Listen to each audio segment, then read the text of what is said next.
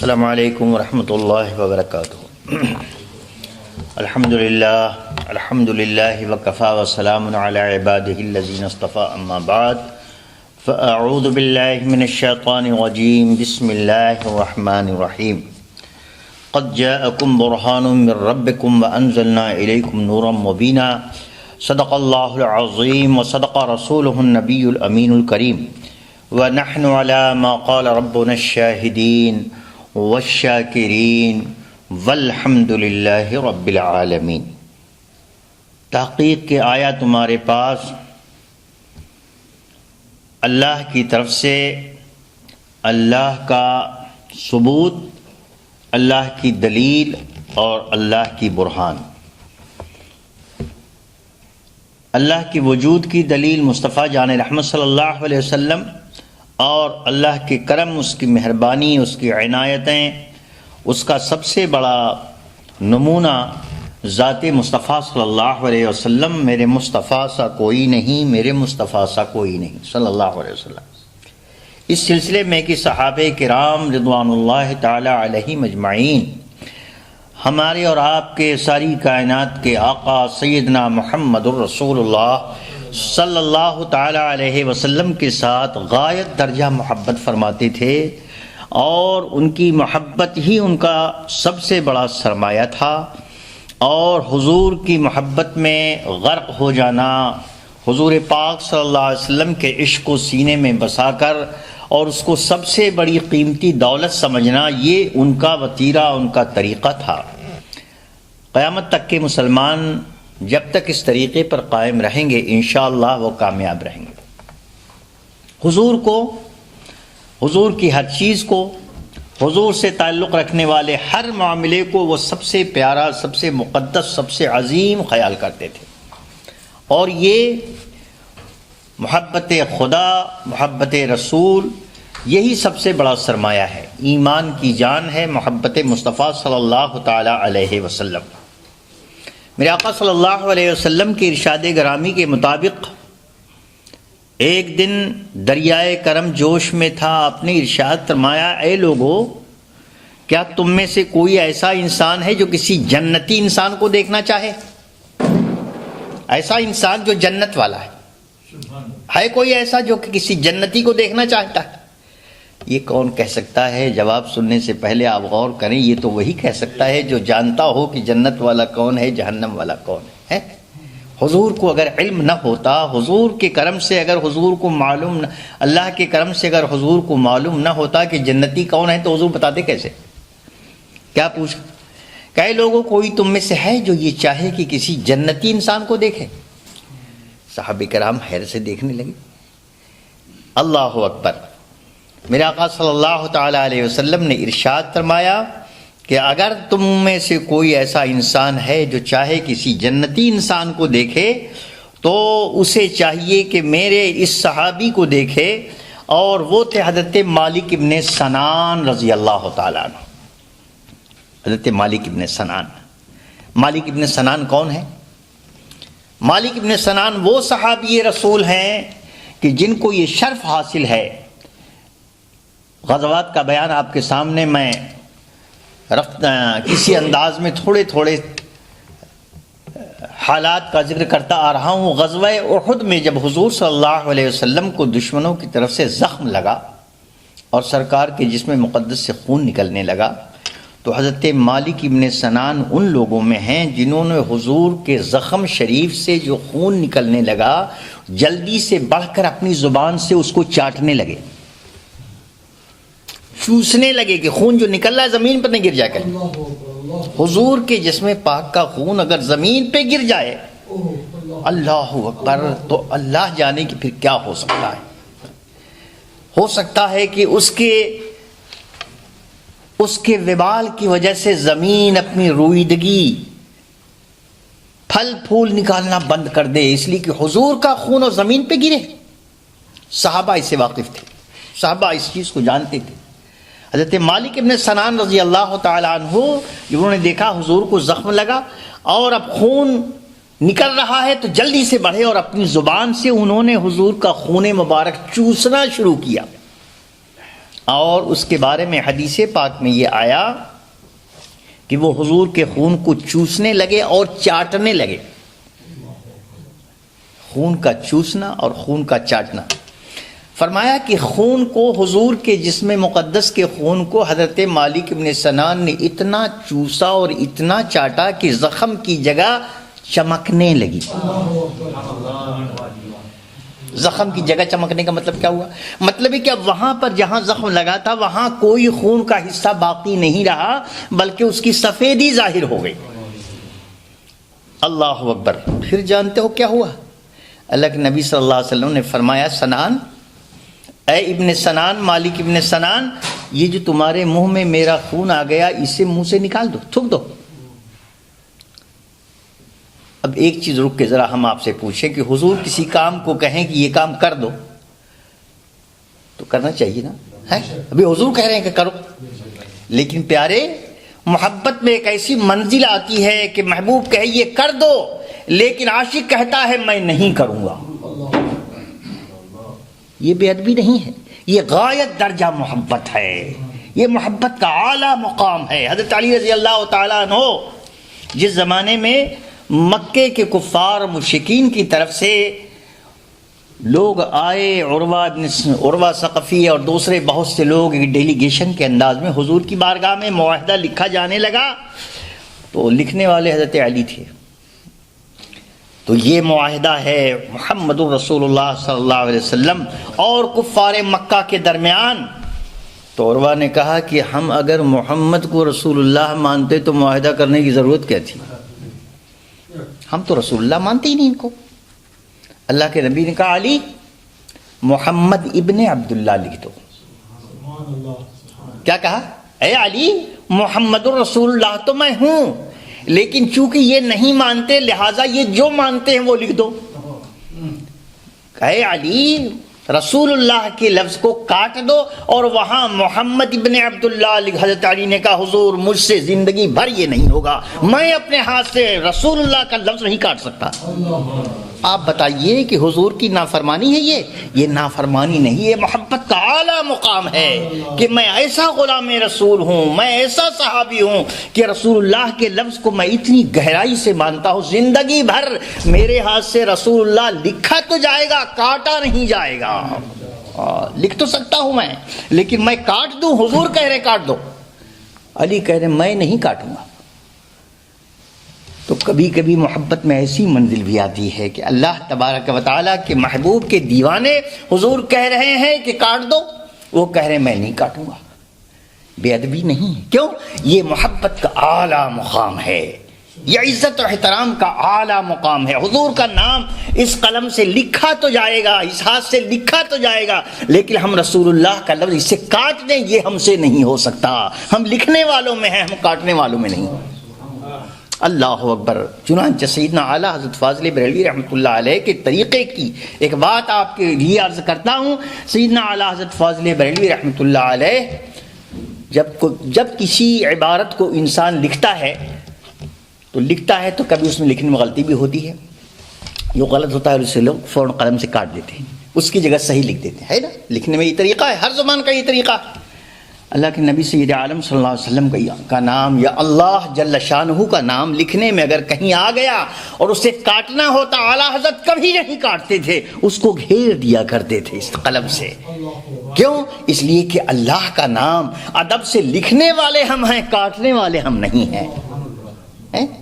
یہ ہے محبت والوں کا طریقہ، اور یہ طریقہ معلوم یہ ہوا حضرت علی کا طریقہ ہے، یہ صحابہ کا طریقہ ہے، غایت درجہ محبت کرنے والوں کا طریقہ ہے، حضور کے نام پاک پر جان دینے والوں کا طریقہ ہے کہ نہیں؟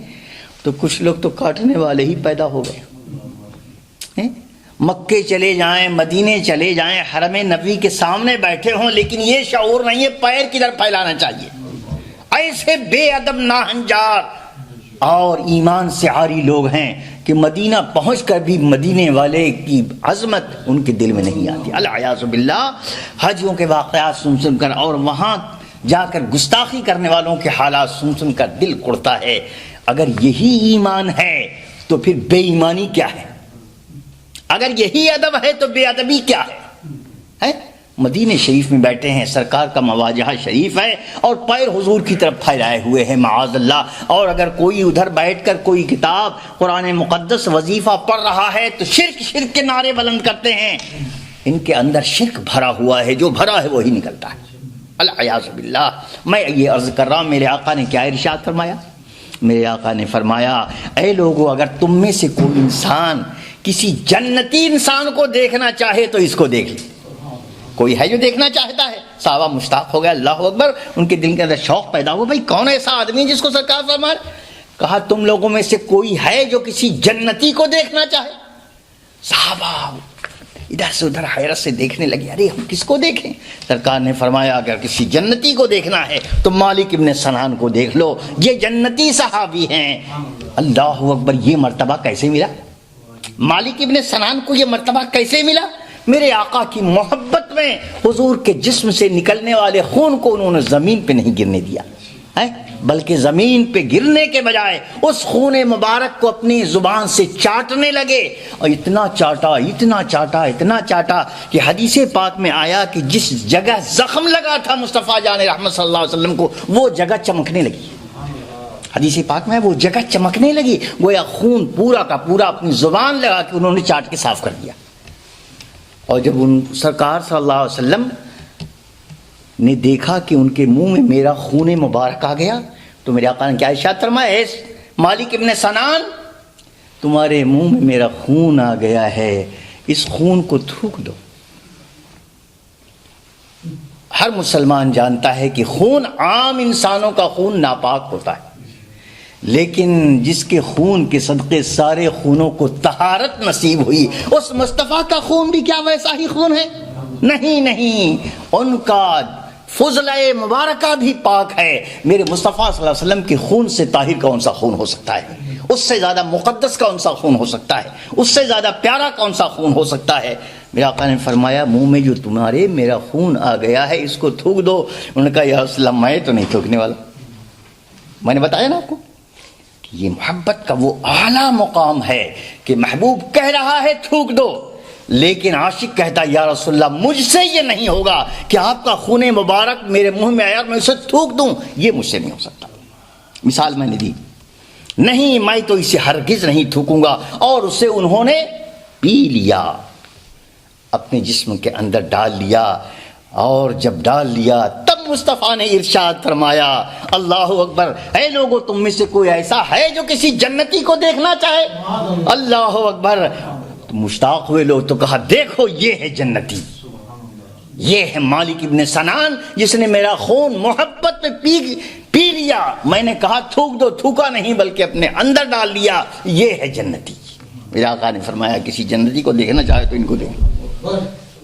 یہ محبت ہے، اللہ کے نبی سے محبت ہے، اللہ کے رسول سے محبت ہے۔ اس طریقے سے انہوں نے حضور کا خون مبارک، اس کی سند بیان کرتے ہیں فی سنن سعید بن منصور من طریق عمرو بن الصائب ورواہ الطبرانی، یہ طبرانی کی روایت ہے جو حدیث پاک میں نے آپ کے سامنے پیش کی۔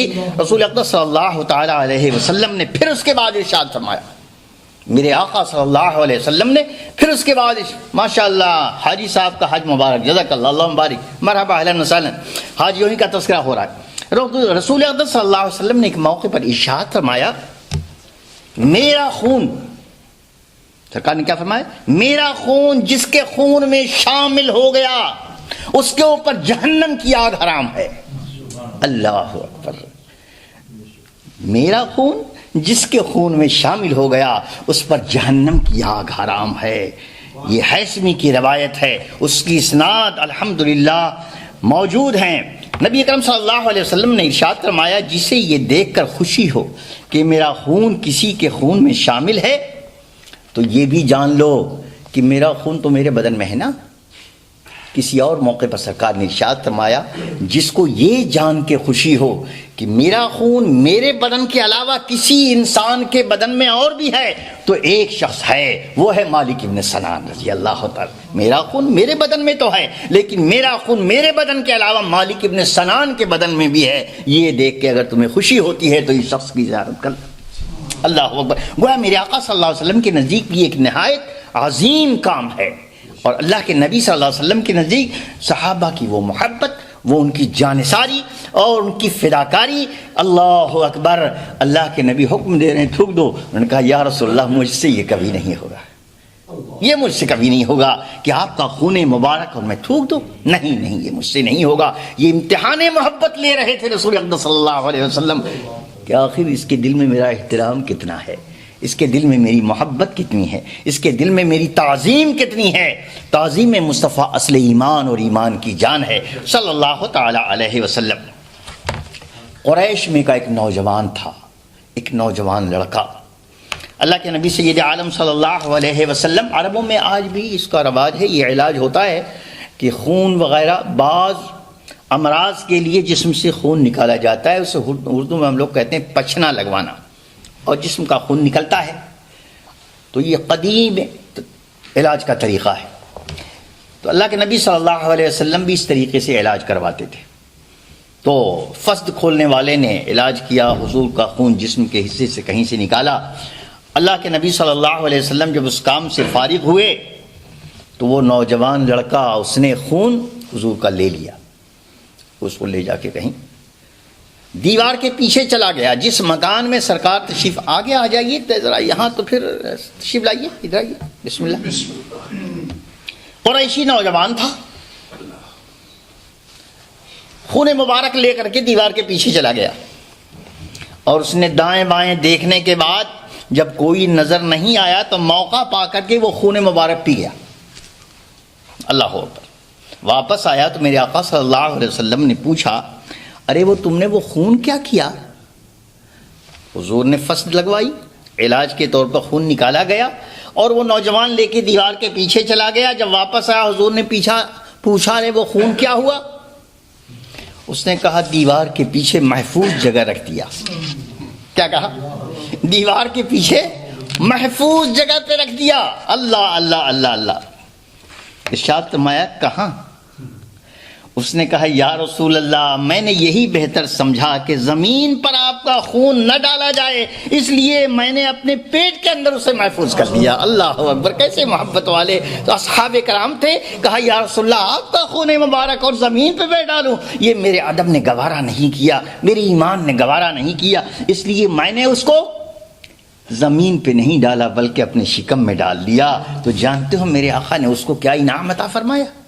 اللہ اکبر، سرکار نے اسے نوید جنت ارشاد فرمائی۔ میرے آقا نے ارشاد فرمایا جاؤ تم نے اپنے اوپر جہنم کی آزادی لے لی اور تم جہنم سے آزاد کر دیے گئے، اور اس کام کی وجہ سے اللہ تبارک و تعالیٰ نے تمہیں جنت سے آزاد کر دیا۔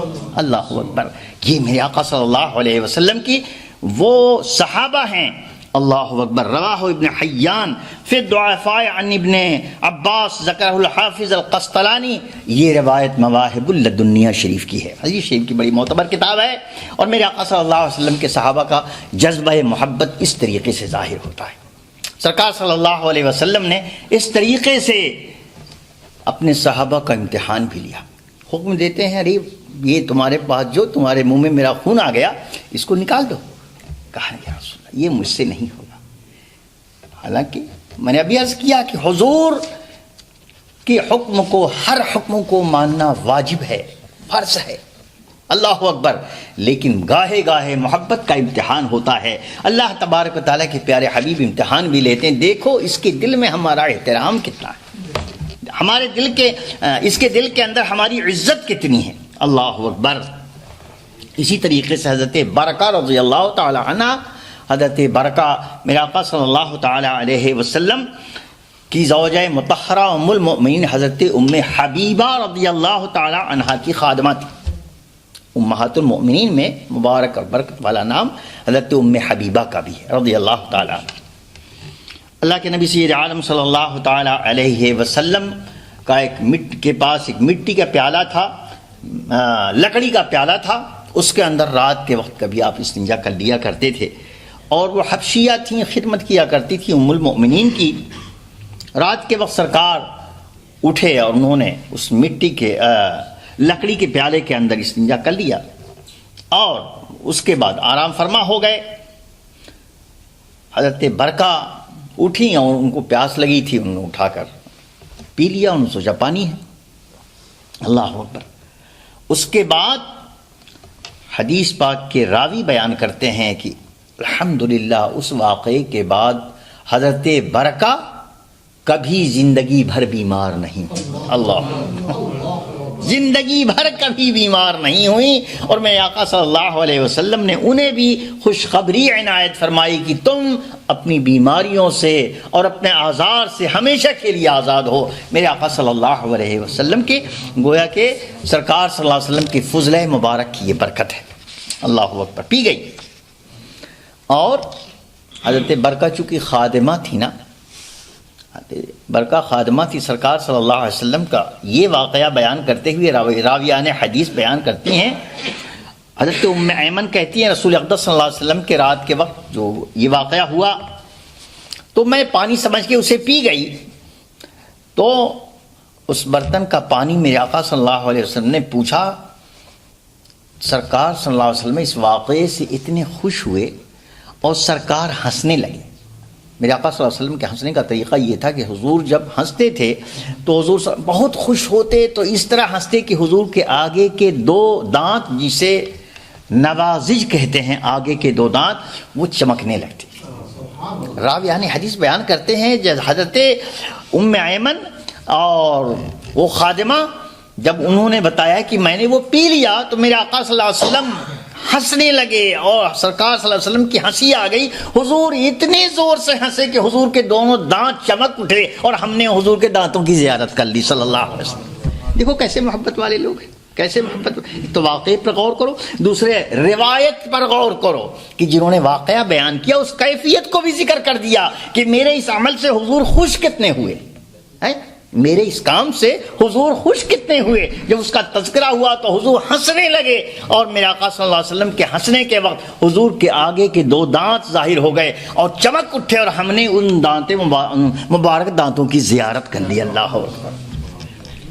ہر جگہ محبت ظاہر ہو رہی، صحابہ کے اندر محبت ظاہر ہو رہی، راویان حدیث کے اندر محبت ظاہر. جو واقعات کو ذکر کر رہے ہیں وہ کیفیت کو اس طرح بیان کرتے ہیں کہ ان کے اندر بھی محبت چھلکتی ہوئی دکھائی دے رہی. میرے آقا صلی اللہ علیہ وسلم سے سرکار کا مسکرانا، سرکار کا ہنسنا، کس موقع پہ کس طریقے سے میرے آقا صلی اللہ علیہ وسلم نے فرمایا اللہ اکبر. اسی طریقے سے میرے آقا صلی اللہ علیہ وسلم کا غسالہ مبارکہ، وہ پانی جس سے سرکار غسل فرمائے، وہ پانی جس سے حضور وضو کریں. صحابہ کرام کی زندگی میں اس کے ایسے بہت سے واقعات آئے. اللہ اکبر. میرا ایک صحابی یہ بیان فرماتے ہیں کہ رسول اقدس صلی اللہ علیہ وسلم کا غسالہ انہوں نے پی لیا. حضور نے غسل فرمایا اور اس کے بعد غسل خانے سے باہر آئے، پانی رکھا ہوا تھا، وہ صحابی گئے اور عقیدت اور محبت سے حضور کے غسل کا پانی انہوں نے پی لیا. اللہ اکبر. میرے آقا صلی اللہ تعالی علیہ وسلم نے جب یہ دیکھا کہ غسالہ شریف پی لیا تو آپ نے ارشاد فرمایا کہ اے فلاں، اللہ نے تمہارے بدن کو جہنم پر حرام کر دیا. میرے جسم کو جس پانی نے دھویا وہ پانی تم نے پی لیا. اللہ اکبر. اللہ نے تمہارا بدن جہنم پر حرام کر دیا. جہنم میں وہ بدن نہیں جا سکتا جو میرا غسالہ پی لے، جو میرے بدن کا دھویا ہوا پانی پی لے. جہنم اسے جلا نہیں سکتی. اللہ اکبر. امام قسطلانی کہتے ہیں کہ شیخ الاسلام بلقینی کی یہی رائے ہے اور تمام محدثین کرام گویا کہ اس ادب و احترام کے ساتھ رسول اللہ صلی اللہ علیہ وسلم کے خون مبارک، حضور صلی اللہ علیہ وسلم کے فضلہ مبارک اور حضور صلی اللہ علیہ وسلم کے غسل میں اور وضو میں استعمال ہونے والے پانی کو استعمال کرتے تھے اور میرے آقا صلی اللہ علیہ وسلم کے ادب و احترام میں ایک قطرہ گرنے نہیں دیتے تھے. جب حضور وضو فرماتے تھے تو صحابہ کرام کھڑے ہو جاتے اور حضور کے پانی، وضو کا پانی جب گرتا تو اپنے ہاتھوں پہ لے لیتے. حدیث میں آیا کہ ایسا لگتا کہ وہ پانی شریف لینے کے لیے صحابہ ایک دوسرے سے لڑ پڑیں گے. ہمیں مل جائے وہ چاہتا، ہمیں مل جائے وہ چاہتا، ہمیں مل جائے. اللہ اکبر. اور جس کو نہ ملتا وہ جسے ملا ہوتا اس کے ہاتھ کی تری پر اپنا ہاتھ رکھ کر وہ تری حاصل کر لیتا اور اپنے چہرے پر ملتا، اپنے جسم پر ملتا. میرے آقا صلی اللہ علیہ وسلم کا یہ وضو کا غسالہ ہے اور وضو کا وہ پانی ہے جو وضو کے بعد حضور سے گر رہا ہے. وہ نورانی بدن، وہ اللہ کے محبوب کا جسم مقدس، اس سے ہو کر جو پانی گرے، اللہ اکبر، کیا کہنا کیا کہنا۔ اللہ کے نبی سید عالم صلی اللہ تعالیٰ علیہ وسلم کی وصال مبارک کی بات جو حضرت علی رضی اللہ عنہ، حضرت عباس رضی اللہ تعالیٰ، ابن عباس رضی اللہ تعالیٰ عنہما اور گھر کے لوگوں نے سرکار صلی اللہ علیہ وسلم کو جب غسل دیا، میں نے اس روایت کو شاید آپ کے سامنے کبھی ذکر کیا ہو، حدیث پاک میں آیا ہے کہ حضرت علی رضی اللہ تعالیٰ عنہ غسل دے کر کفن پہنا کر سرکار صلی اللہ علیہ وسلم کا جو حجرہ مقدسہ ہے وہاں رکھ دیا، حجرہ مقدسہ رکھ دیا، اور سب لوگ اب باری باری آنے لگے اور آ کر کے الگ الگ سب لوگ نماز پڑھنے لگے اور زیارت کرنے لگے اور جانے لگے۔ حضرت علی رضی اللہ عنہ غسل جب کر چکے، سرکار کو غسل دے چکے، تو ان کی نظر پڑی کہ سرکار صلی اللہ علیہ وسلم کے بھاؤں شریف پر یہاں پانی کا ایک قطرہ چمک رہا ہے۔ ظاہر بات ہے کہ غسل دیا ہے، کہیں پانی کا قطرہ رہ گیا ہو، لیکن ادب و احترام کی غایت درجہ انتہا دیکھو۔ حضرت علی رضی اللہ تعالیٰ عنہ باب و مدینۃ العلم ہیں، حضور کے علم کے شہر کا دروازہ ہیں، ادب و احترام میں بھی سب سے اعلیٰ عرفہ برتر و بالا ہیں، اللہ اکبر۔ انہوں نے دیکھا سرکار کی پیشانی مقدس پر پانی کا ایک قطرہ چمک رہا ہے۔ کیا ہو سکتا تھا؟ بھائی لے کے کوئی کپڑا پہنچ دیتے، ہے نا، عام انسان تو یہی سوچ سکتا ہے نا، لیکن ادب و احترام کے باب میں حضرت علی رضی اللہ عنہ نے کیا کیا، اور ان کا ذہن مقدس، ادب والا، احترام والا، سرکار کی عظمت پہچاننے والا ذہن، وہ کہاں گیا؟ انہوں نے کیا کیا جانتے ہو؟ صحابہ کھڑے تھے، آپ تشریف لے گئے نزدیک، اور حضور صلی اللہ علیہ وسلم کے پیشانی مقدس پر پانی کا جو ایک قطرہ، جو غسل دیا گیا تھا، ایک قطرہ چمک رہا تھا، آپ گئے، آپ اپنا ہونٹ مبارک وہاں لگایا اور اسے چوس لیا۔